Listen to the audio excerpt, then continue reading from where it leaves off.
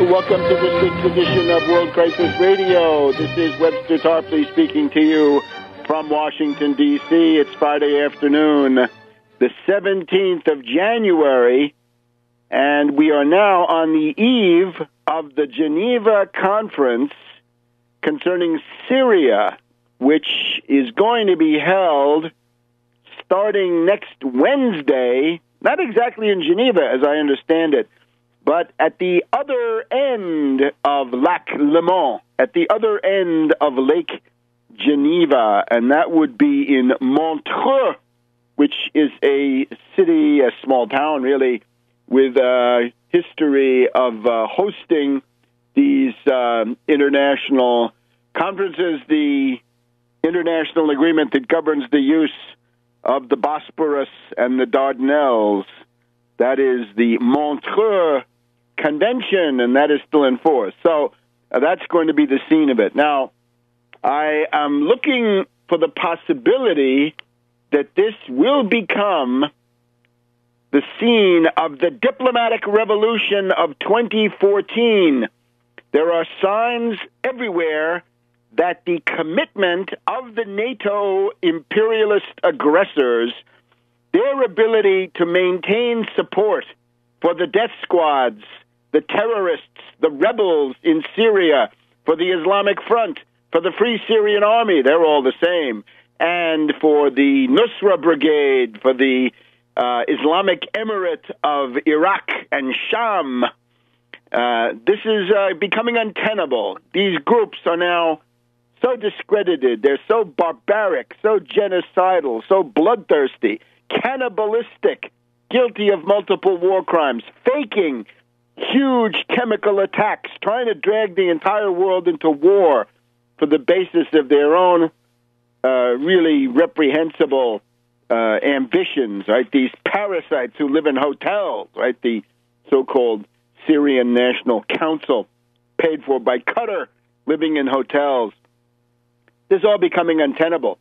And especially the cracks, the openings, right, of the diplomatic situation are now suggesting that something big is in the works. Now, we reported earlier, month and a half ago, 2 months ago, remember when General Salim Idris, the head of this phantomatic military council of the Free Syrian Army, remember when Idris said he was considering a united front with Assad in order to fight Nusra and the other Al-Qaeda rebels? That was already a sign, I think, of something important. And then, during December, and I think we reported this a little bit after the fact, but I think we had it on already last week, the statements that we had coming from two sources here in the U.S. that suggested that the commitment to our heroes of democracy in Syria was running thin. Right before Christmas, Ryan Crocker of the distinguished State Department oligarchical family, Ryan Crocker, who was ambassador to Iraq, to Afghanistan, to Pakistan, and so on down the line, a big poobah of U.S. Middle East diplomacy. He's now the head of the Bush School at Texas A&M. I guess they have to stand all the time. Assad, he says, is the least worst option. Now, this is ungrammatical, but that's the modern State Department. What are you going to do? The striped pants are still there, but the grammar has been lost. Anyway, if Assad is the least worst option, that's the way these characters think. The enemy of my enemy is my friend. And so maybe they're thinking of a shift. So that's Ryan Crocker, December 21st, New York Times op-ed, saying essentially, time for rapprochement with Assad. And then Michael Hayden of the CIA, general from the Air Force, head of the CIA, telling the Jamestown Foundation that Assad is the best remaining option for Syria and for the region. He distinguishes three possibilities. One, endless civil war with endless radicalization, bad. Secondly, the breakup of Syria, the rollback of the Franco-British Sykes-Picot deal, and I guess he's trying to get in a dig at London and Paris. God knows they deserve it. And the third one, Assad wins. And he says, of these, Assad wins is the best opportunity. And again, this is not an argument that anybody is a choir boy. There aren't any. But the question is, how do you maintain, defend civilization in that part of the world? And, of course, with the death squads, you can forget it, whereas the Syrian government had offered a measure of stability and a certain amount of material progress, considerable amount over decades, and really the transition from Hafez Assad, that was, I think, a quite robust dictatorship, to the current Bashar Assad. That is a process of reform, and I think anybody who denies that is simply lying. So now what do we have? On the eve of the Geneva conference, the signs are multiplying that feelers are out to change the essence of this conference. Let me just read you what we had in the Washington Post of yesterday. That would be Thursday, January 16th.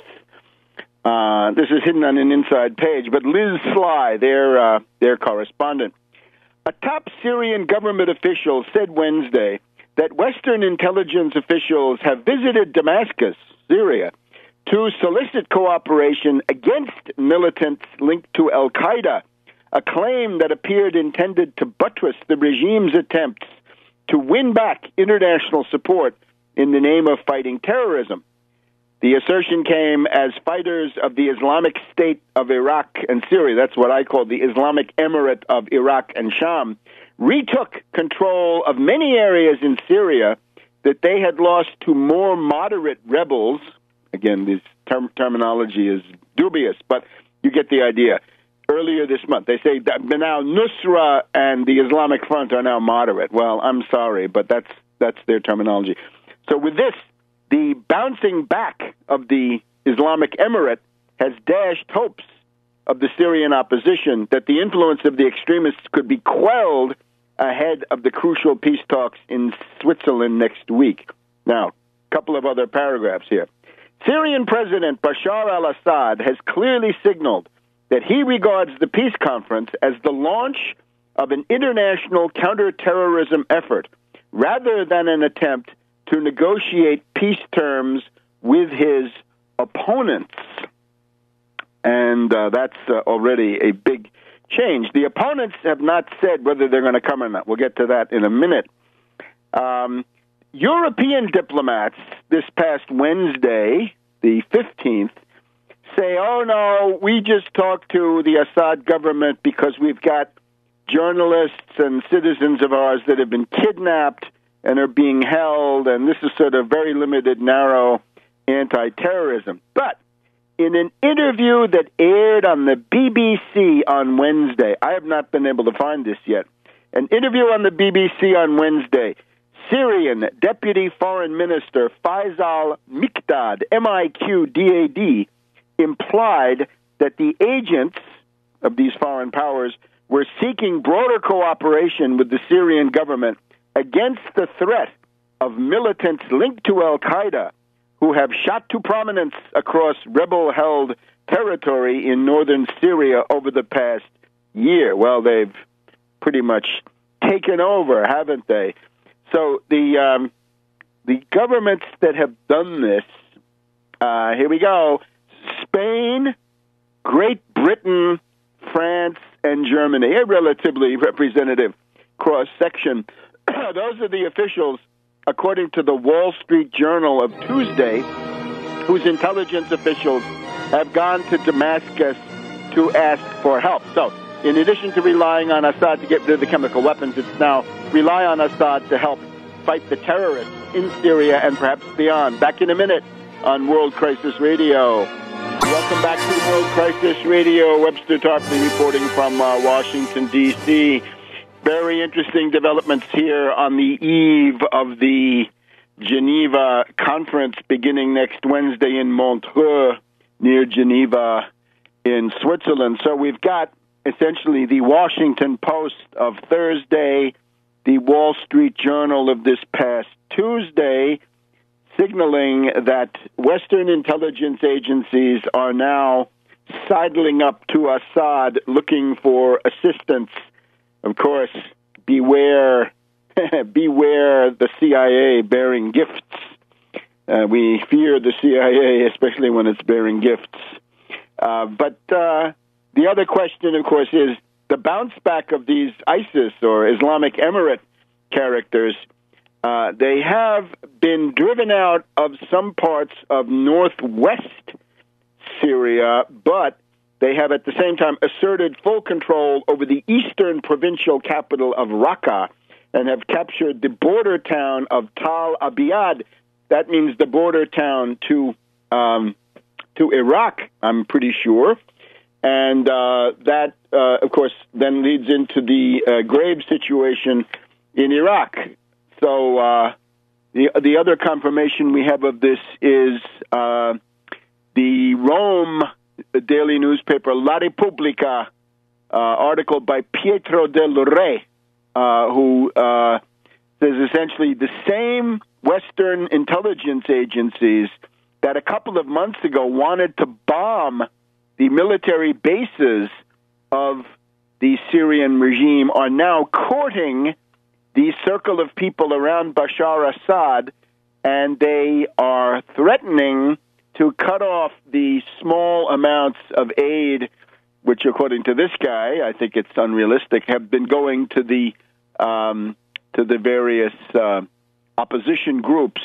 So we've had a very quick change of course by London and Washington and others, and this is not due to any change by Assad. He's still as formidable as he ever was, but it's the fear of a general war now with Nusra and the Islamic Front and above all, the Islamic Emirate coming out on top. There's a great fear of that, quite reasonable. So there we have the pattern. Now, again, I would go back to this thing from the Washington Post. Assad wants to make this peace conference into a conference on international counterterrorism rather than negotiating peace with terrorists, which was the original U.S. idea. No, he says it's time to make this counterterrorism. Now, let's just look at this conference. The main thing about the conference is that the participation has to be broadened. Iran must attend this peace conference. Anything else is absolutely absurd. It's a nearby country, influential. Certain groups in Syria and Lebanon, too, are very much in favor of Iran. I would also add, what about Egypt? Egypt ought to be represented, too. What are we doing? A diplomatic boycott against Egypt? That's ridiculous. So here's who's going to Geneva, Montreux right now. U.S., Russia, Germany, India, Indonesia, Iraq, Italy, Georgia, Kuwait, Lebanon, Morocco, Oman, Qatar, Saudi Arabia, Spain, and let's see what else we have, South Africa, and then various, I'm sure, France and Great Britain and so forth. But it means that Iran is not invited, and as far as I can see, Egypt is not invited. So these are countries that ought to absolutely be there. So on the eve of this, we got diplomatic maneuvering. Moallem, the Syrian foreign minister, interesting move. He offers a ceasefire and a prisoner exchange with the rebels, a ceasefire probably limited to the area of Aleppo, along with a prisoner exchange. Now, what are the death squads going to say to that? No to a ceasefire? And the death squads are meeting in Istanbul, and they can't even agree on what kind of a majority would be needed, an absolute majority, a two-thirds majority, a supermajority, 60%, 67%. What majority? Can't even agree on that, right? You're going to give a country to this squabbling gaggle of adventurers and parasites. But here's the story. The overall umbrella group is the Syrian National Coalition. That's the umbrella. That's what's the broadest of these groups. Within that, we have this older formation, the Syrian National Council, paid for by Qatar. And the Syrian National Council has already said that they will boycott. They will not go to Geneva. That's Qatar money talking, money from the gutter. So now that, of course, puts our dear friend Skull and Bones Kerry in a very difficult position because he's got to produce some Syrians, doesn't he? Lavrov has just been meeting with Moallem and Zafir of Iran, the foreign minister of Iran, and Moallem is going to go. And Moallem is making constructive proposals what should happen at this conference. But the U.S. clients are these terrorists, right? These crazies. And they say, hell no, we won't go. Big problem for Skull and Bones Kerry. Lavrov has invited the actual backers, in other words, the prime movers, people like Saudi Arabia, Qatar, and the leading NATO states, U.S., Britain, France. Lavrov says, you backers should reevaluate your position in the light of what your puppets are doing, basically. In other words, if they won't show up. Kerry is demagogically attempting to offer bait to the death squads. Kerry's latest statement is, there is no long-term role for Assad. Why is that? Because he's got so many enemies that will keep fighting him. Well, why don't you tell the enemies to cool it and go for a compromise? No. We've just also then had the New Year's diplomatic speech of our dear friend François Hollande, and he says that he actually, some parts of the speech, he sounded like he was trying to imitate Mother Agnès Mariam of Syria. He says, the people in Syria, says Hollande, are concerned with only one thing, reconciliation and peace. And we will welcome all countries who want that to come to the Geneva conference. Hollande, why don't you come out and say that Iran is going to be welcome? Of course, Hollande's problems, right? Julie Gaillet, his trysts, where he would disguise himself with a motorcycle helmet and get on a moped and go out, putt-putt out of the Élysée Palace to his pied-à-terre. Perhaps those revelations by people who wanted to weaken him precisely for this purpose. Anyway, a couple of more things about this. We'll be back in a minute on World Crisis Radio. Welcome back to World Crisis Radio. So one of the reasons that the Western powers are perhaps breaking their boycott of Assad and seeing the positive sides of Assad is also what's going on in Iraq, right? The Fallujah, Ramadi, and this morning's headline that Maliki is urgently requesting weapons, not next spring, but now. And again, I would say Egypt needs to attend the Geneva conference along with other relevant powers in the region. Now, let's look at the handiwork of these death squads. We have the Yarmouk camp near Damascus, principally populated by Palestinians. It's the United Nations Relief and Works Agency, UNRWA, UNRWA. And on Tuesday, a convoy attempted, this was a convoy of this UN agency with backup from the UN World Food Program, attempted to deliver food supplies to the denizens of this camp. There were going to be parcels of food brought in trucks, and there was a Syrian army tractor, a bulldozer at the head of the convoy trying to get in. They made two separate attempts at the northern end, the southern end of the camp, and they were driven back by the death squads, by those terrorist, cannibalist rebels. And the people who did this, we can name the groups, and I'll tell you in a minute how we can do it. These groups that have engaged in this stuff include the Nusra, as well as some other groups. And the reason we know this is there's a press conference on January 14th by the Palestinian Authority labor minister, Ahmad Majdalani, Majdalani. And Majdalani's line is, the deed of preventing relief convoys from reaching the Yarmouk camp in Damascus on the part, and this was done by these death squads, not by the Syrian army, not by Assad, none of that, not Mukhabarat, just death squads. This constitutes a war crime and use of Palestinians as hostages and human shields. Now, there's a headline for you.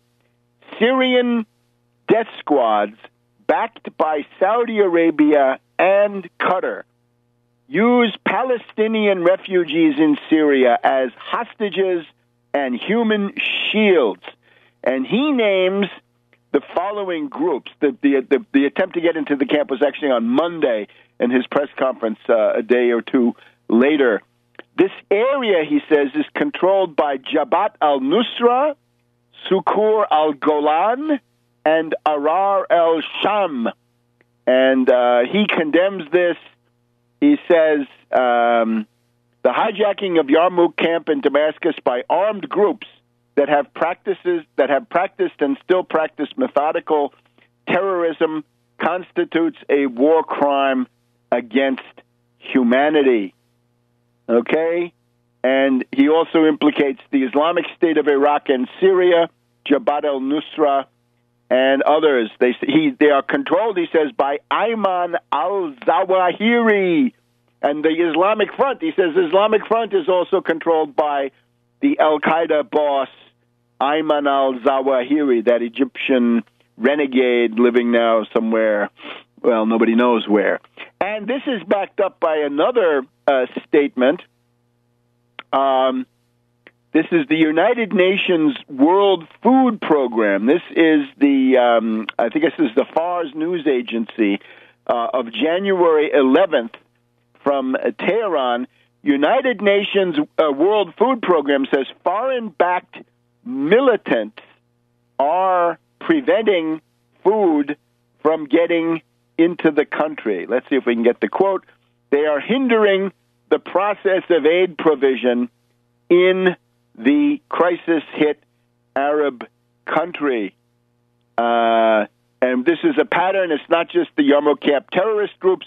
Already in July, terrorist groups in Aleppo burned vehicles of the UN World Food Program that were trying to deliver food.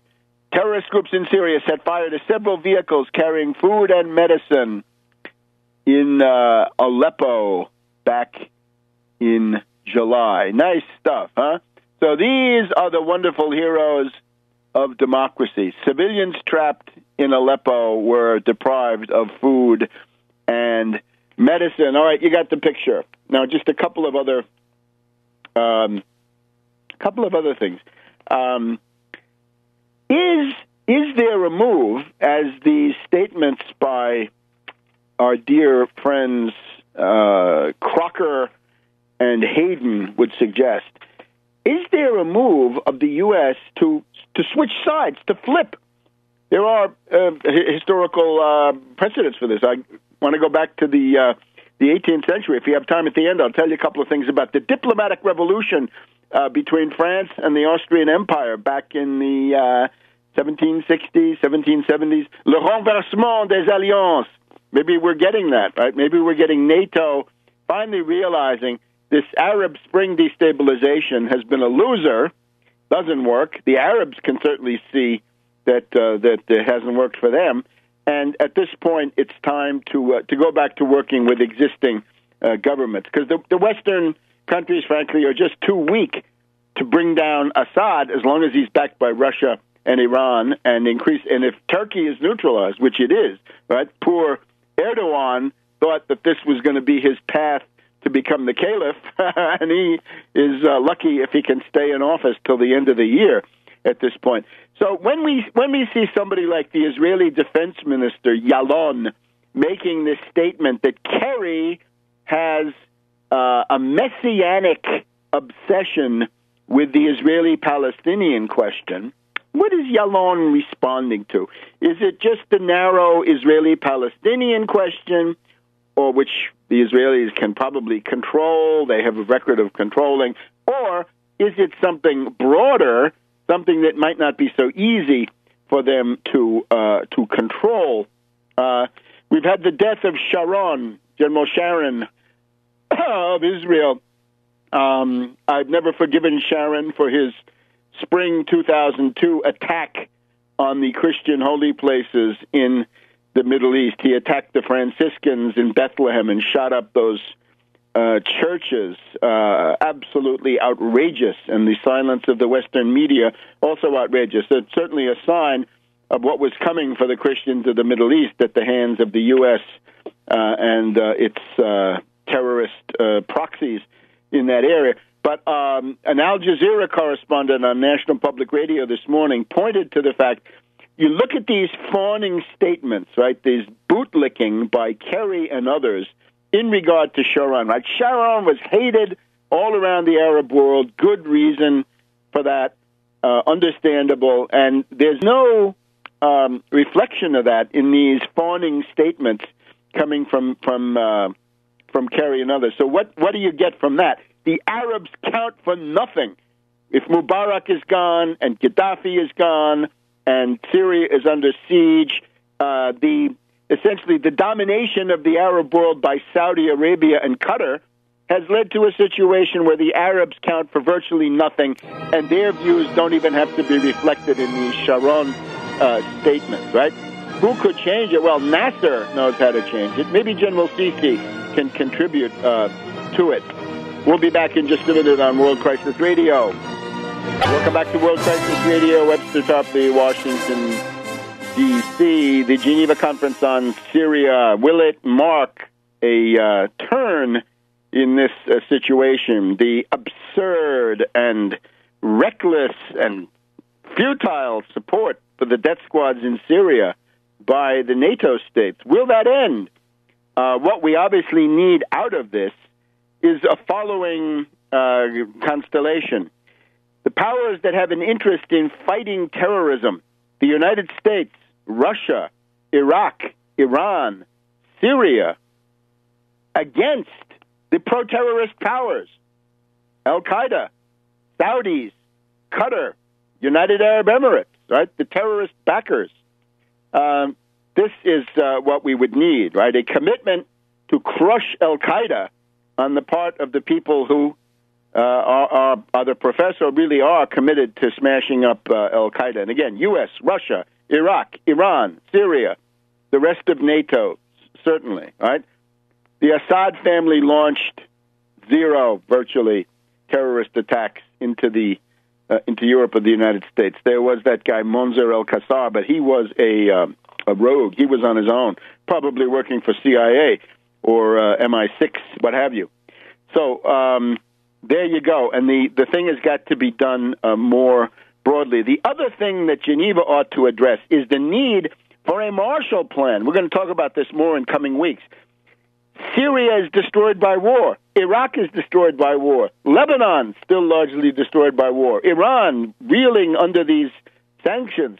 Turkey obviously set back in its development by this ludicrous adventure by Erdogan. Isn't it time for a Marshall Plan from which all countries would benefit? And I mean all, I mean the Israelis too. Maybe if there weren't so many poverty-stricken children and families in Israel, including among the recent Russian emigres, then perhaps Israeli politics would calm down and not be quite so crazy. The other side of it is the Muslim Brotherhood influence inside the U.S. government is unfortunately considerable. As I've been saying for a couple of years, there's a worldwide alliance between the CIA and the Muslim Brotherhood. Now, will that continue?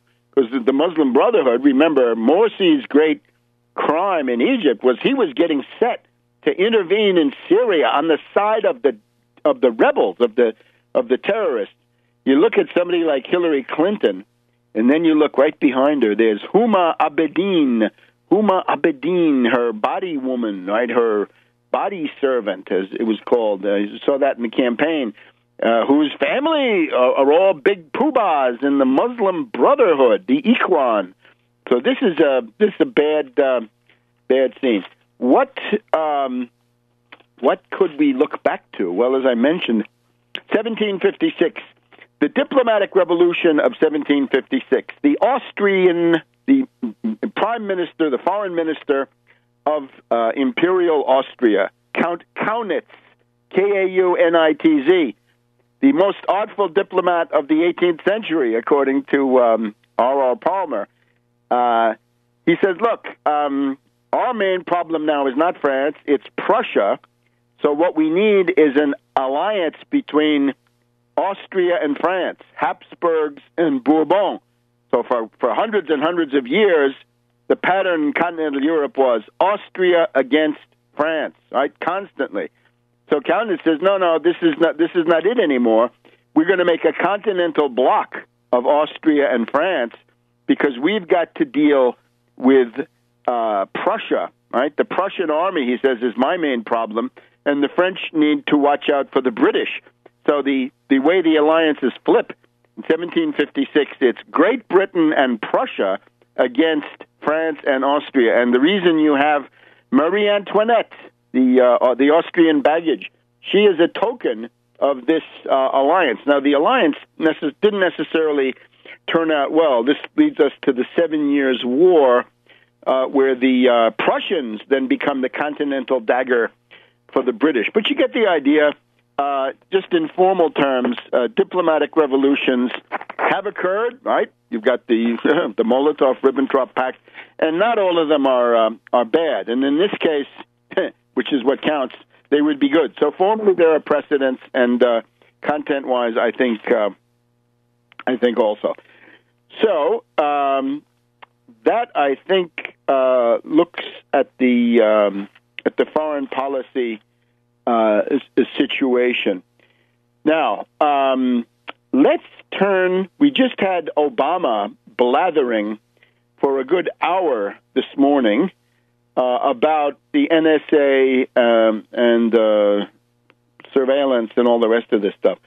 I want to point to one thing. You look at those hearings, and you have to look at them to some extent because you've got this commission that Obama set up.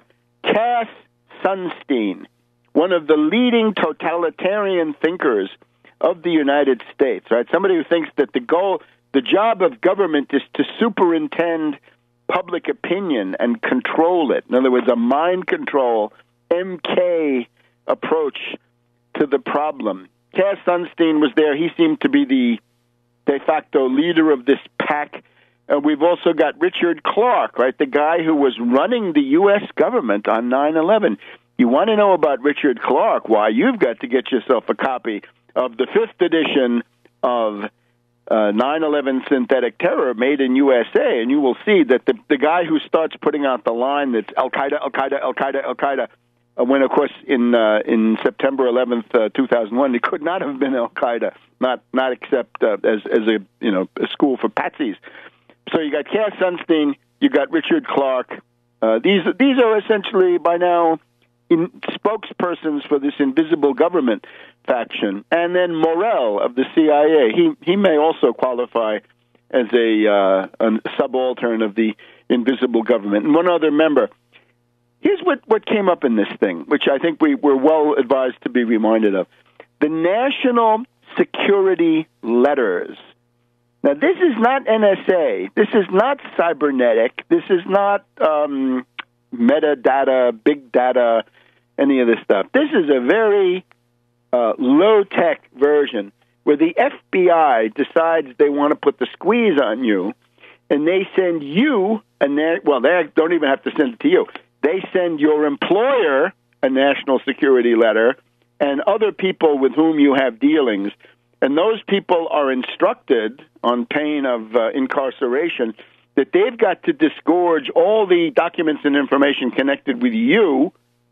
There is no court review, nix, and it's not even mentioned, and you're under a gag order. You can't even come forward into the public square and say, yikes, the FBI hit me with a national security letter yesterday. Notice that Snowden has had zero to say about this, right? For Snowden, if it comes in the mail, right, if it's this old-fashioned low-tech, doesn't matter. But here we have a tremendous abuse, the national security letter. No court, no warrant, no judge, not even a FISA court, nothing. Just the FBI acting on whatever they think is convincing. And then a gag order for you, right? If the NSA taps your phone, you can at least go into the public square and say, hey, NSA, stop tapping my phone. But with this other stuff, you're going to get sanctioned, right? You're facing criminal penalties, quite possibly, for this stuff. So isn't it interesting how one-sided and how misleading Snowden can be? Now, let's also just look at a couple of things about Snowden that have come forward. I guess I have to do this now because Snowden has, Greenwald, the successful entrepreneur, has mentioned me as his principal adversary. Here's an interesting one. The Risk of Trusting the Snowden Story, January 12th, by Kevin Ryan. Now, Kevin Ryan is a guy who sort of does the engineering approach to 9/11. He's somebody who's been attacking the official story of 9/11 for these dozen or more years. And he's very suspicious about Snowden. And we'll go through some of those suspicions in a minute. We'll learn about the true hoo-ha in India. That would be Snowden in India. Back in a minute. Welcome to this week's edition of World Crisis Radio, second hour. Webster Tarpley here in Washington, D.C. And we've been looking certainly at the very interesting pattern of diplomatic shifts on the eve of the conference in Geneva about Syria. But now we got to move on to Ed Snowden. Let's talk a little bit about Snowden. And again, I've sort of got to do the heavy lifting on this because Glenn Greenwald, that very wealthy entrepreneur of the information world, has singled me out. My article of June of last year talking about limited hangout operations.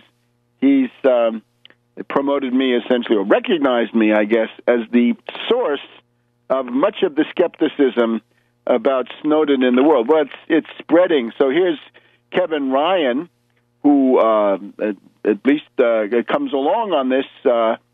He talks about Snowden. What do we know about Edward Snowden?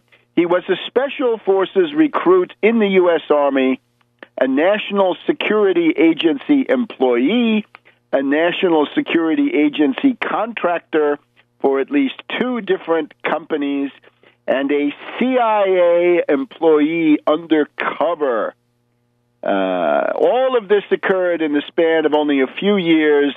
He was able to command a 6-figure salary despite having no education beyond the high school equivalency certification. Of the many positions Snowden held in a period of approximately 6 years, the most long-lived appears to have been his work with the Central Intelligence Agency, that's the CIA, where the 20-something spy was, in his own words, a senior advisor. So he's been asked about his background and motives and says, I'm just another guy. He went on to say that his leaking NSA secrets was what we needed to know, and it's all you need to know. The New York Times is presenting Snowden in an increasingly favorable light. And, of course, Greenwald has made a deal with the owner of PayPal Corporation, according to Ryan, the company whose former executives now produce the technology used for domestic spying. The biggest hurdle to understanding the Snowden story has been the emotional reaction to asking questions about it. Those who have dared to question the story have been met with ridicule and misplaced condemnation. And Kevin Ryan mentions Naomi Wolf and Sybil Edmonds. Strangely, he doesn't recognize, he doesn't join Greenwald in singling me out, but that's all right. Right? Not everybody can be a hero every day of the week.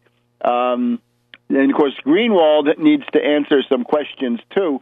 Greenwald says, of course, that he's got masses of other documents which he's withholding.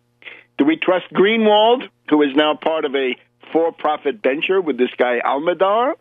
I don't see why you would, given what we know about the corrosive effects of huge sums of money.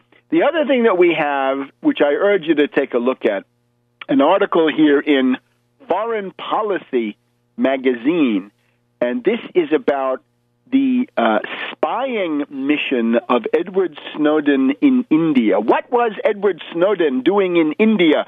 Why was he taking classes in ethical hacking by Shane Harris, January 13th?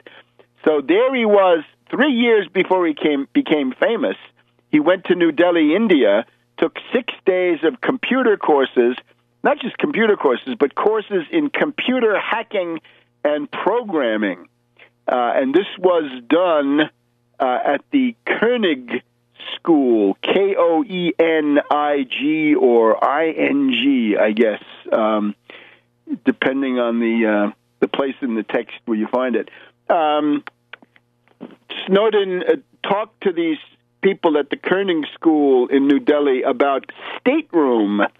Stateroom is a program which gathers electronic communications using equipment based in U.S. embassies all over the world. You don't need Snowden for that, by the way. You go and look at any U.S. embassy around the world. Look at the forest of antennas and domes and so forth, radomes on the top of the roof, and you'll see that they're doing all of that. So what did he do there? He was also working with the U.S. Embassy in New Delhi, and it looks like it's Koenig most of the time, although not all of the time in this article.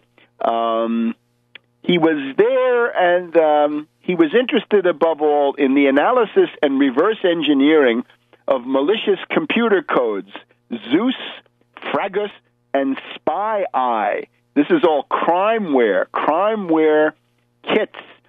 Zeus is the world's premier toolbox for custom building online crime campaigns. It has been used to infect millions of computers around the world. Spy Eye allows the criminal to fake a bank website to trick people into entering their login and password, which the criminal then uses to enter and empty their bank accounts. Microsoft has filed a civil complaint against Zeus. Anyway, what was he doing in India? And, of course, we have this the story about the Indian diplomat in New York City, right? The Indian diplomat is accused of fraud in regard to her domestic servant. What our conclusion seems to be here, with the help of some international sources, is that this was an attempt by the Central Intelligence Agency to recruit this Indian consular official in New York and use her for espionage operations against the Indian government. This is the Devyan Khobragade flap. Devyan, Devyani Khobragade, Devyani Khobragade. And it's a failed attempt, as I wrote on Twitter earlier this week, a failed attempt to recruit an Indian diplomat as a spy. And you can see the write-up on the always very interesting Russian website, Strategic Culture. So it looks like Ed Snowden was somehow a part of this, right? And, of course, when he was on the Ars Technica website, he was gallivanting and cavorting as the true hoo-ha, and he was demanding that his current ally, Assange, be shot in the genitals as a result of those revelations that Snowden had made. So this is all getting more and more smelly. And I would say if people want to mount some kind of a campaign, based on what Obama says this morning, Obama's going to do nothing, right? The metadata goes on, the mass collection of data, big data, that all continues, data mining, whatever you want to call it. Obama's not going to do anything against this. And what it shows is if you're concerned with reform in these areas, forget Snowden. Snowden is not going to bring you reform, and Obama's not going to bring you reform. You need something more like the tax Wall Street party that would have, I believe, the intellectual and moral courage and strength to stand up against these pressures, because they're all making excuses for Obama. Oh, well, when you become president and you see what's really going on, then it looks all very different. I would also fault Russia Today, RT Today. Their first 2 or 3 stories were all about Snowden, right? Their attempt to function as the Snowden cult or groupies for Snowden. They needed to focus on the Syrian developments, on the Geneva Conference for Syria and what can be done about that. And if you're here in the United States, whether your phone is being tapped is an abstract question. You get one of those national security letters, you know it, and that much scarier, much worse. Got to reform that. Back in a minute. So welcome back to World Crisis Radio. And we want to talk about free trade and the latest free trade monstrosity, the Trans-Pacific Partnership. But just to introduce this discussion, let me refer to the Washington Post headline of today, Friday, the 17th of January. The free trade lift. Scary stories about the Trans-Pacific Partnership don't hold up to scrutiny. So the Washington Post, in its great wisdom, this is now Bezos talking, not even the Graham family, huh? Not Donald Graham, but Jeff Bezos, a real predator if there ever was one. Free trade agreement of the U.S. and 11 Pacific Rim countries are now under attack. The claims are that this deal will destroy U.S. jobs and make income inequality worse. So if Obama's talking about helping the middle class to overcome income inequality, he's doing the opposite. So this is a very weak defense because this thing is this TPP. This is virtually indefensible. And they say, oh, well, it's really only Vietnam is the only real sweatshop, extreme poverty country. And the U.S. trade deficit with Vietnam is only $16 billion, and it's only likely to double, and that would really not change anything in the overall U.S.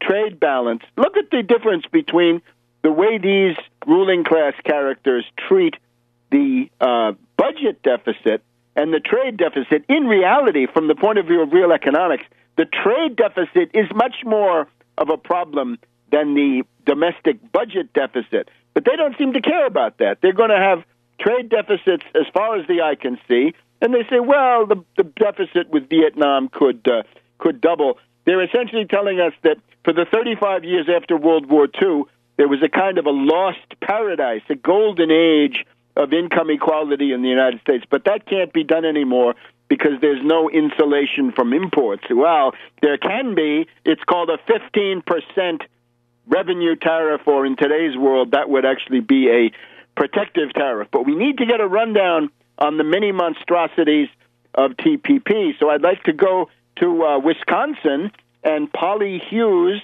who is a founding member of the United Front Against Austerity, and she has been doing, I think, a very important in-depth study of the TPP, what it would actually do. And hold on to your hat, because these are indeed scary stories. Polly, welcome. Thank you, Webster. Good afternoon. So I was on a conference call with you last Sunday, and you gave an excellent summary, and I'd just like you to go to it right now. Just give us that rundown that you had. Oh, yeah, I'd like to tell everybody about these outrageously restrictive trade agreements, what they are, what legislation's out there, and then, of course, talk about the solution that you just said, 15% protective tariff. The TPA is a trade promotion authority, which is better known as Fast Track. Everybody's talking about. That's been proposed to allow President Obama to sign trade agreements and then take them to Congress. Now, the bad part really is with this is that Congress's power would be very limited. They would have limited time for debate. Congress could put no amendments, and there would be no filibustering allowed. So Congress would only be able to take an up or down vote. That's it. In 2002, Congress approved the fast track authority for President George W. Bush. It expired in 2007, but Obama, he and his administration has been negotiating 3 trade accords for about the last 5 years. The first one is the Trans-Pacific Partnership, or the TPP, with 11 other nations, including Vietnam. The second trade accord is the Transatlantic Trade and Investment Partnership, which is the TTIP, with 28 European countries. And the third trade agreement is Global Services Pact, which would be with about 50 nations. So this is why the White House wants to get fast-tracked approved. And by the way, Webster, the TPP has been dubbed NAFTA on steroids. Mm. And I want to tell you... Didn't we also have a deal with South Korea? South Korea that's separate. This is not in the TPP. The 11 nations with the U.S. in the TPP are Australia, Brunei, Canada, Chile, Malaysia, Mexico, New Zealand, Peru, Singapore, Vietnam, and Japan. Mm-hmm. For 5 years, the TPP has been in negotiations behind closed doors, so it's total secrecy, but some 600 corporate trade advisors, they've been called, industry leaders, big corporations, have online access to the working text. But Congress does not. Congress has not been allowed to see what's being negotiated for these past 5 years. Just recently, a committee of Congress was allowed to read the proposed agreement, the TPP, and they were allowed to see it, but they could not take notes. They could not make copies. Nothing could leave that room. So it was just a few congressmen in a room. Here's the agreement. Take a quick look at it, and then go past fast track for President Obama to do what he wants.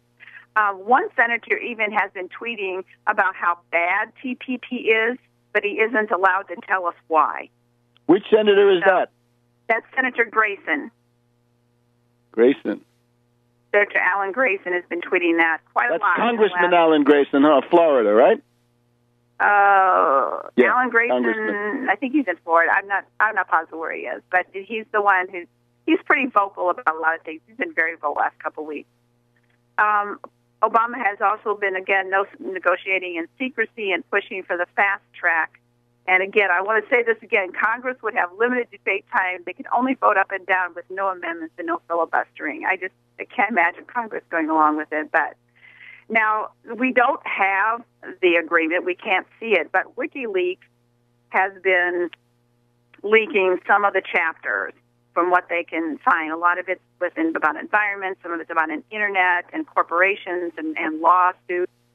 So I want to just give everybody just some basic tenets that we think are in the TPP. First one is that it would... Oh, is that okay? Yes, go ahead. Okay. First thing would be it would relinquish our rights to regulate within our own borders. So in other words, corporations would be the rulers. Decisions would not be made by each country. Decisions would be made by a global business tribunal. The TPP would also create special protections and remove global barriers for these too-big-to-fail banks, Wall Street, etc., but they would not offer protections to smaller community banks. Another tenet of the TPP we think will be to give preferred investor state status to foreign companies that would operate within our borders. So ultimately, that would encourage U.S. companies to offshore even more jobs than we have now. Okay, hang on. The music is telling us a break is at hand. We're going to get you back in the next segment to learn more about the monstrosity of the Trans-Pacific Partnership. Back in a minute. Welcome back to World Crisis Radio. Webster Tarpley in Washington, and we're on the line with Polly Hughes in Wisconsin. And Polly is one of the leading authorities on this den of iniquity, this tissue of monstrosity is the Trans-Pacific Partnership. And I think the point that we had reached, Polly, was that foreign companies get preferential treatment. I just want to point out, Remember when Obama ran for president the first time, 2008, he promised that he would review NAFTA, and at the same time he said this, he sent his minion, Austin the Ghoul Goolsby, to the Canadian embassy to reassure the Canadians, saying he doesn't mean it, that's just demagogy, that's for the Mickeys, that's rube bait, we're going to be free traders, as indeed he has been. So Obama got into office on false pretenses on that, and now he's acting it out. But please continue. Yeah, he's just flip-flopped. Okay, so the next tenet I wanted to talk about is that it would lower wages for U.S. workers, something you were talking about before you introduced me. It would exempt foreign companies from environmental regulations. It would affect consumer protections for food safety. TPP would destroy collective bargaining and threaten already established worker protections. And remember, the Buy American programs, the Buy Local programs, Webster, that would come to a halt. And there are a couple ways we think the TPP would do that. The TPP would allow foreign companies to underbid U.S. companies on government contracts that are paid for with our tax dollars, for one thing. And another way would be the TPP would allow foreign investors to actually file lawsuits in a global business court that would challenge buy local programs. These foreign investors can claim that buy local is unfair and would allow foreign investors to ask for compensation even for anticipated lost profits. Let me just point out this CGI Federal, right? The greatest debacle of recent Obama administration history. The failed initiation and launch of the Obamacare website. That foreign contractor, that Canadian computer company, CGI Federal, has now been fired. But it sounds like with the Trans-Pacific Partnership, you'd be stuck with these foreign bunglers forever. Exactly. As a good example. The TPP would also threaten to extend restrictive intellectual property laws, and that would impose sanctions with respect to pharmaceutical patents, which would, of course, end up raising the cost of prescription medicines for us, and they're already high enough. Internet restrictions, another biggie. ISPs could become censors and block content sharing between individuals.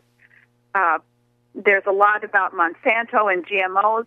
TPP would remove restrictions on U.S. standards for GMOs, which would basically make it impossible for Americans to know what we're even eating from these other countries, and that would threaten Europe's ban on GMOs, the genetically modified organisms.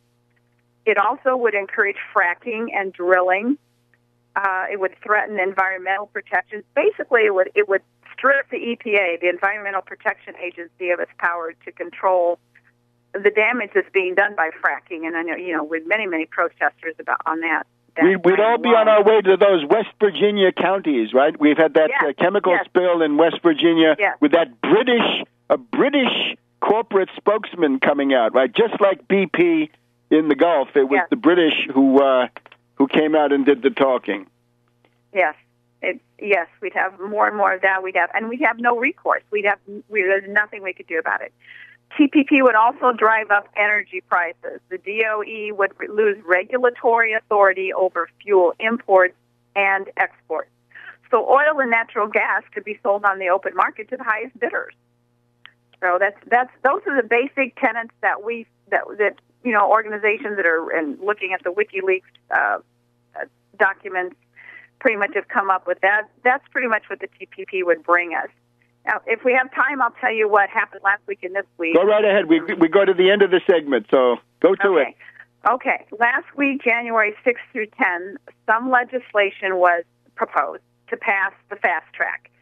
The ones who proposed it were Senator Baucus, the Democrat of Montana, who's also the chair of the Senate Finance Committee.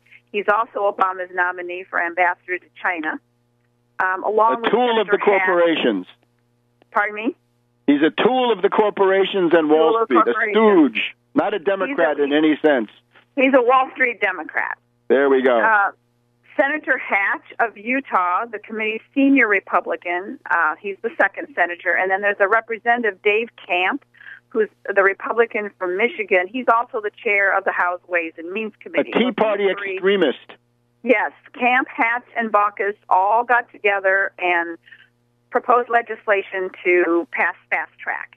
Then Representative Sander Levin of Michigan, he's the senior Democrat on the Ways and Means Committee, said he would introduce a rival measure that would give Congress more say over the final terms of any agreement, which isn't exactly proposing the opposite. It's not like he's saying, no, we're not going to fast track. We're not going to pass fast track. He simply wants to put in some kind of proposal that would change. He wants to cover his posteriors. He wants to cut. Yeah, you're right. You can say it nicely. Yes, he wants to. He wanted to look like the good guy, but not actually be the good guy. Because that's Michigan, right? Michigan, of course, is in wonderful shape thanks to these treaties. Yes, that's Levin of Michigan. And then separately from all that, there was a letter signed by 151 Democrats that was in opposition. I don't have the transcript, so I don't know a lot about it, but supposedly this letter went to Obama and Harry Reid about opposing fast track. And that was last week. And then this week, yesterday... The point people have to understand is they're saying no to fast track. They're not saying no to free trade or no to the TPP. They're just saying you're cutting us out. We want to make some money as it goes through. Exactly. Congress, this is the first baby step with Obama trying to get full authority and Congress pushing back. But that doesn't mean that we're not going to have TPP and TTIP and this other global pact. No. But the fast track is what's on everybody's minds right now. That has to be passed first, or at least Obama wants that passed first. Now, what happened this week? Yesterday was pretty busy. Thursday, the 16th. A second letter went to Harry Reid, and that was signed by 12 senators, 11 Democrats, and 1 independent. I don't have the transcript, but I do have some pretty much the basics and one quote from that letter. The letter basically states that TPP and TTIP would remove power from Washington and transfer it to corporate tribunals. This letter has a little more behind it, I think, than this fast track. I hope so anyway. The national corporations would become the most powerful legal entities in the world, and they would be making all the economic decisions. That's in this letter, that they don't like. The previous trade bills have been detrimental to workers and national competitiveness, and the letter states something about the harm being done to America's manufacturing sector especially, and it stated that the trade deals that we already have, like NAFTA, have hurt, not helped American companies. I do have one quote from the letter, and it states, "We believe any package should include provisions to address currency manipulation, stronger mechanisms to address unfair labor practices, the ability of communities to preserve their values, strong trade enforcement policies, and should provide innovative solutions to finance improvements to our crumbling infrastructure." I mean, there's a lot of rhetoric, but of course it doesn't come up with the real solution, like you talked about, the 15% protective tariff on all. Okay, Polly, I would invite you to be our Trans-Pacific Partnership correspondent, and when we get important developments, we'll talk to you in the coming weeks, right? We want to follow the attempts of the left liberals and the trade union bureaucrats to do something about this, but they're not going to succeed at the current rate. But thank you very much, and we'll see you in the coming weeks. Welcome back to World Crisis Radio. Let me stress again, the answer to all that stuff is not the half-hearted moves of somebody like Sander Levin, although you have to work with these people. But as we know from the study of military tactics and also politics, to stand exclusively on the defensive is a guaranteed recipe for defeat. There has to be an offensive component.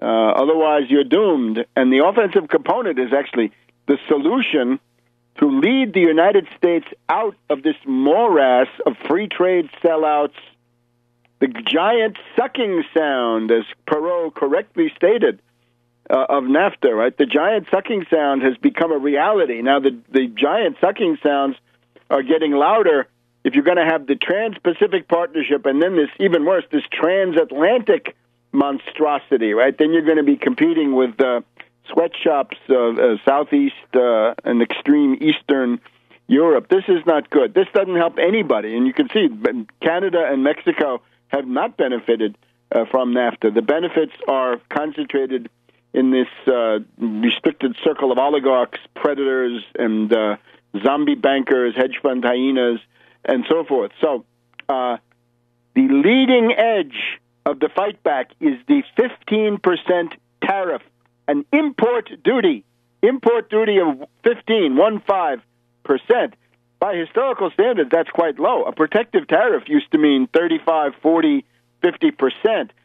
We're not going to that immediately. What we have is already shocking enough in today's world. My thesis is that 15% would today essentially function as a protective tariff because the general level of these things is so low. The revenue tariff has become almost non-existent. So you can call it whatever you will, and of course we're always interested in revising these provisional numbers, but you get the idea. There's got to be some protection. It's got to be not just no to the fast track. It's got to be no to the Trans-Pacific Partnership. We don't need it.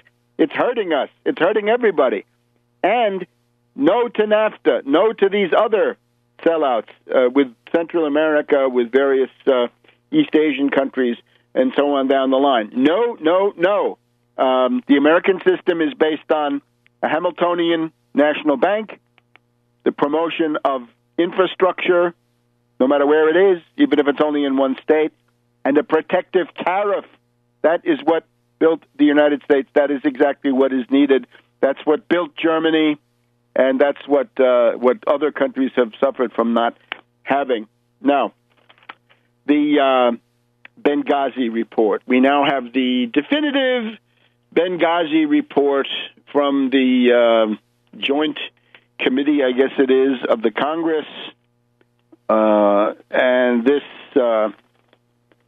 is, of course, a cover-up. This is a tissue of lies. I'm sorry, it's the Senate Intelligence Committee releasing this report on Wednesday. Now, remember, the basic facts of Benghazi, and it's amazing how hard it is to get a few simple ideas across, especially when you're dealing with this hysterical demonization of Obama. This was an October surprise in favor of Romney. It was designed to put Romney into the White House. God help us.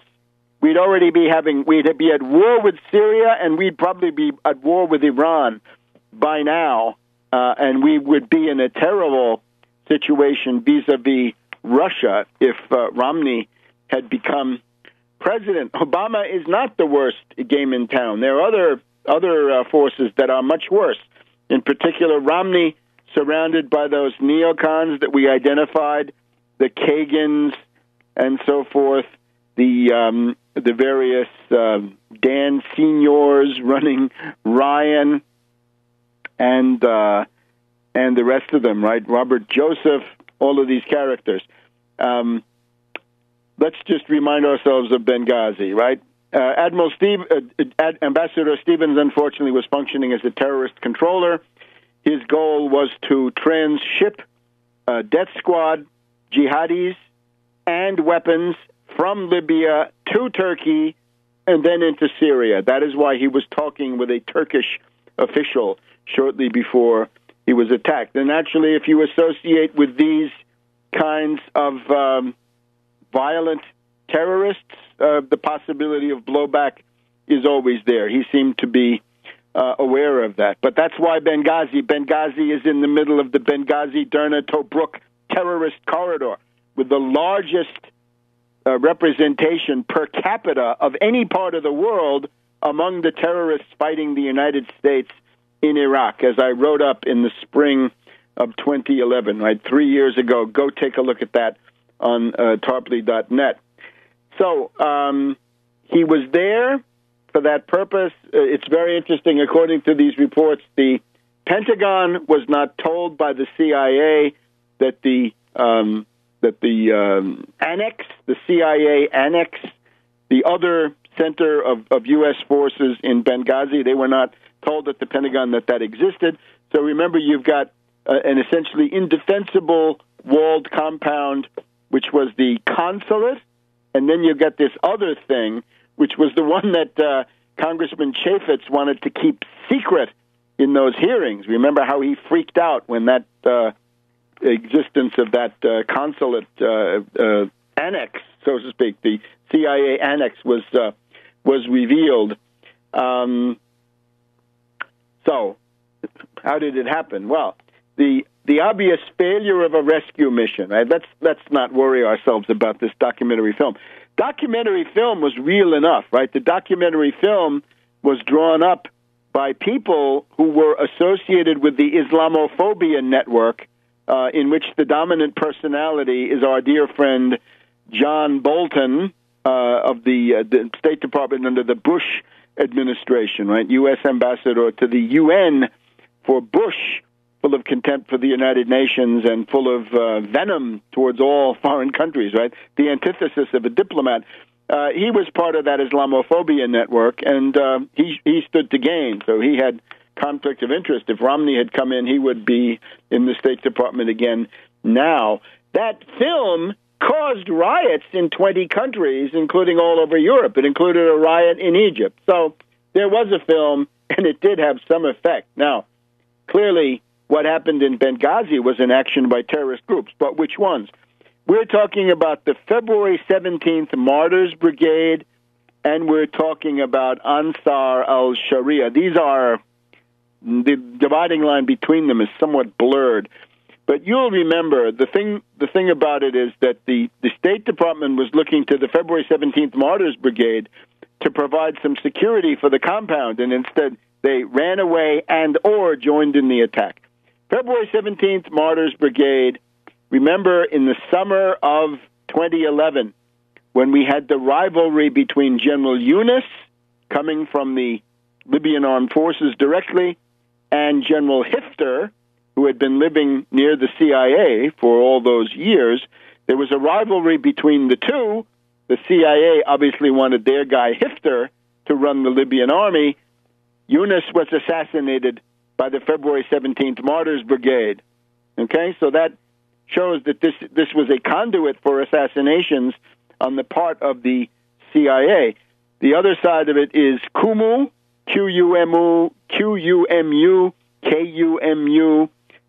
Sufyan Kumu, the head of this Ansar Brigade. He seems to have dispatched the people who actually did the killing. So you can see this is an inside-outside operation, indicating that the CIA wanted this to happen. So what was it? The Mormon Mafia, the pro-Romney group inside the CIA. We know that such a thing exists. There are references to it in the public record. The question of the failure of the rescue mission is basically two-sided. To the extent that we're talking about CIA forces, we're talking about forces under the command of General David Petraeus, the subversive, the guy who represents the authoritarian tendencies. That night, he went to see the movie Argo. What was he trying to tell us? But he did not order a rescue mission. Therefore, grill Petraeus. And the other one, of course, General Carter Ham of U.S. AFRICOM, controlling the base at Sigonella, Sicily, 1 to 2 hours away for a high-performance jet. What about Ham? We want grilled Ham and grilled Petraeus. And anything short of that is simply a fraud and a cover-up, which is what we have from the distinguished Senate Intelligence Committee. My publisher thanks you for your interest in La France Conquise, this interesting book on the First World War, and we'll be back with more about that stuff next week on World Crisis Radio. Of the Syrian regime are now courting the circle of people around Bashar Assad, and they are threatening to cut off the small amounts of aid, which, according to this guy, I think it's unrealistic, have been going to the various opposition groups. So we've had a very quick change of course by London and Washington and others, and this is not due to any change by Assad. He's still as formidable as he ever was, but it's the fear of a general war now with Nusra and the Islamic Front and above all, the Islamic Emirate coming out on top. There's a great fear of that, quite reasonable. So there we have the pattern. Now, again, I would go back to this thing from the Washington Post. Assad wants to make this peace conference into a conference on international counterterrorism rather than negotiating peace with terrorists, which was the original U.S. idea. No, he says, it's time to make this counterterrorism. Now, let's just look at this conference. The main thing about the conference is that the participation has to be broadened. Iran must attend this peace conference. Anything else is absolutely absurd. It's a nearby country, influential. Certain groups in Syria and Lebanon, too, are very much in favor of Iran. I would also add, what about Egypt? Egypt ought to be represented, too. What are we doing? A diplomatic boycott against Egypt? That's ridiculous. So here's who's going to Geneva, Montreux right now. U.S., Russia, Germany, India, Indonesia, Iraq, Italy, Georgia, Kuwait, Lebanon, Morocco, Oman,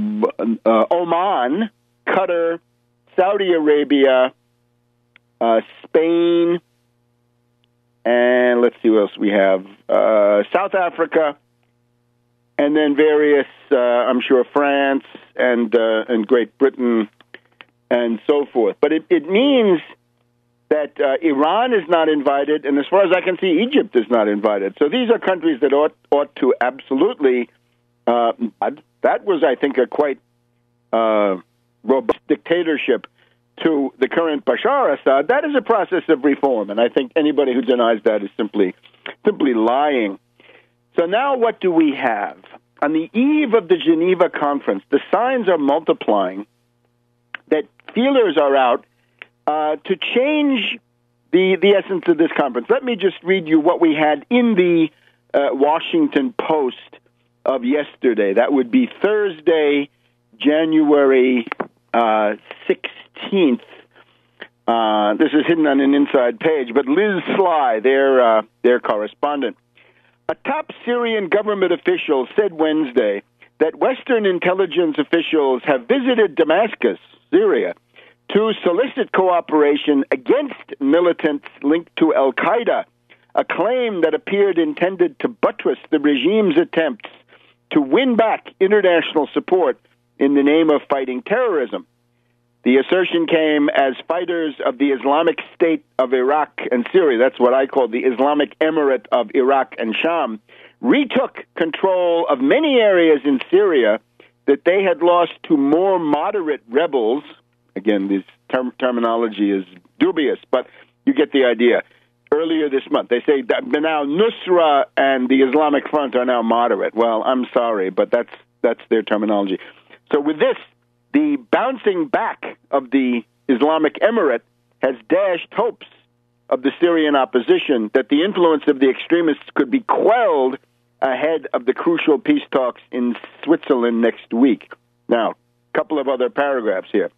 Syrian President Bashar al-Assad has clearly signaled that he regards the peace conference as the launch of an international counterterrorism effort rather than an attempt to negotiate peace terms with his opponents. And that's already a big change. The opponents have not said whether they're going to come or not. We'll get to that in a minute. European diplomats this past Wednesday, the 15th, say, oh, no, we just talked to the Assad government because we've got journalists and citizens of ours that have been kidnapped and are being held, and this is sort of very limited, narrow anti-terrorism. But in an interview that aired on the BBC on Wednesday, I have not been able to find this yet, an interview on the BBC on Wednesday, Syrian Deputy Foreign Minister Faisal Miqdad, M-I-Q-D-A-D, implied that the agents of these foreign powers were seeking broader cooperation with the Syrian government against the threat of militants linked to al-Qaeda who have shot to prominence across rebel-held territory in northern Syria over the past year. Well, they've pretty much taken over, haven't they? So the governments that have done this, here we go, Spain, Great Britain, France, and Germany, a relatively representative cross-section. Those are the officials, according to the Wall Street Journal of Tuesday, whose intelligence officials have gone to Damascus to ask for help. So, in addition to relying on Assad to get rid of the chemical weapons, it's now rely on Assad to help fight the terrorists in Syria and perhaps beyond. Back in a minute on World Crisis Radio. Welcome back to World Crisis Radio. Webster Tarpley reporting from Washington, D.C. Very interesting developments here on the eve of the Geneva conference beginning next Wednesday in Montreux near Geneva in Switzerland. So we've got essentially the Washington Post of Thursday, the Wall Street Journal of this past Tuesday, signaling that Western intelligence agencies are now sidling up to Assad looking for assistance. Of course, beware the CIA bearing gifts. We fear the CIA, especially when it's bearing gifts. But the other question, of course, is the bounce back of these ISIS or Islamic Emirate characters. They have been driven out of some parts of northwest Syria, but they have at the same time asserted full control over the eastern provincial capital of Raqqa and have captured the border town of Tal Abyad. That means the border town to Iraq, I'm pretty sure. And that, of course, then leads into the grave situation in Iraq.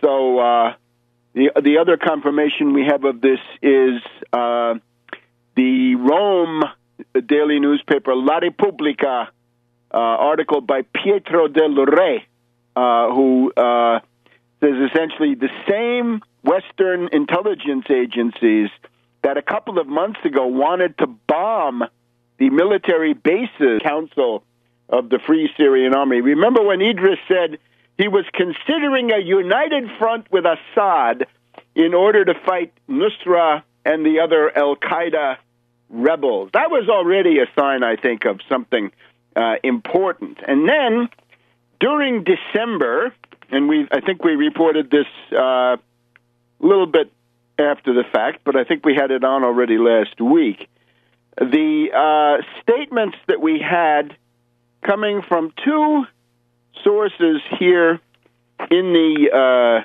U.S. that suggested that the commitment to our heroes of democracy in Syria was running thin. Right before Christmas, Ryan Crocker of the distinguished State Department oligarchical family, Ryan Crocker, who was ambassador to Iraq, to Afghanistan, to Pakistan, and so on down the line, a big poobah of U.S. Middle East diplomacy. He's now the head of the Bush School at Texas A&M. I guess they have to stand all the time. Assad, he says, is the least worst option. Now, this is ungrammatical, but that's the modern State Department. What are you going to do? The striped pants are still there, but the grammar has been lost. Anyway, if Assad is the least worst option, that's the way these characters think. The enemy of my enemy is my friend. And so maybe they're thinking of a shift. So that's Ryan Crocker, December 21st, New York Times op-ed, saying essentially, time for rapprochement with Assad. And then Michael Hayden of the CIA, general from the Air Force, head of the CIA, telling the Jamestown Foundation that Assad is the best remaining option for Syria and for the region. He distinguishes three possibilities. One, endless civil war with endless radicalization, bad. Secondly, the breakup of Syria, the rollback of the Franco-British Sykes-Picot deal, and I guess he's trying to get in a dig at London and Paris. God knows they deserve it. And the third one, Assad wins. And he says, of these, Assad wins is the best opportunity. And again, this is not an argument that anybody is a choir boy. There aren't any.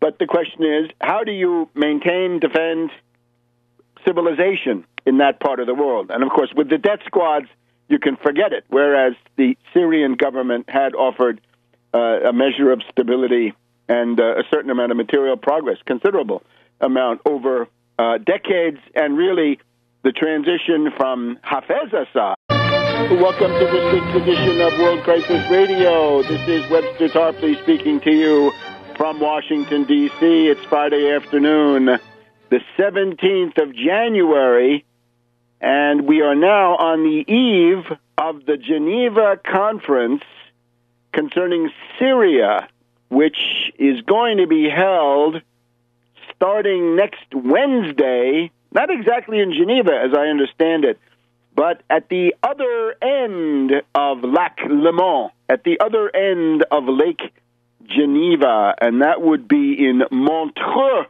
which is a city, a small town, really, with a history of hosting these international conferences, the international agreement that governs the use of the Bosporus and the Dardanelles.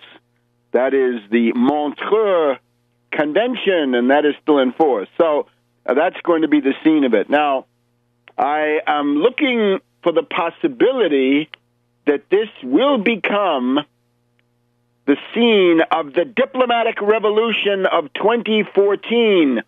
There are signs everywhere that the commitment of the NATO imperialist aggressors, their ability to maintain support for the death squads, the terrorists, the rebels in Syria, for the Islamic Front, for the Free Syrian Army, they're all the same, and for the Nusra Brigade, for the Islamic Emirate of Iraq and Sham.